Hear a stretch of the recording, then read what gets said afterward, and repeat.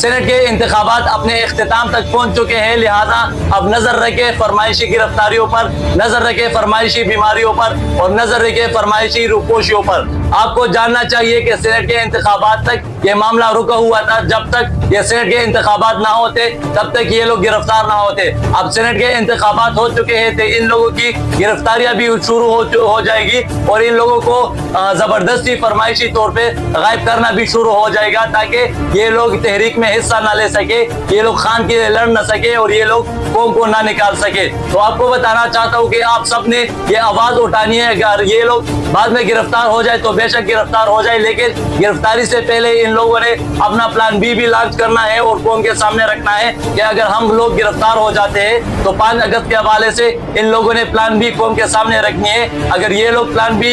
قوم کے سامنے رکھنے سے قاصر ہے اور نہیں رکھتے تو پھر قوم کو اپنے طور پہ پلان بی تیار کرنی ہے اور خود ساختہ طور پہ یہ لاہ عمل دینا ہے کہ ہم نے لیڈرشپ کے بغیر کیا کرنا ہے اور کیا ترتیب دینا ہے اس انقلاب کو، اس تحریک کو۔ تو میں بتانا چاہتا ہوں کہ آپ سب آواز اٹھائے، ان لوگوں کو بتائے کہ آپ نے 5 اگست کے حوالے سے اپنا پہلا پلان بھی سامنے رکھنا ہے اور پلان بی بھی سامنے رکھنا ہے کہ اگر ہماری گرفتاری ہوتی ہے تو قوم نے کیا کرنا ہے۔ اس حوالے سے ان لوگوں سے سوال کرے اور ان لوگوں پہ دباؤ ڈالے کہ یہ لوگ پلان بی بھی قوم کے سامنے رکھے۔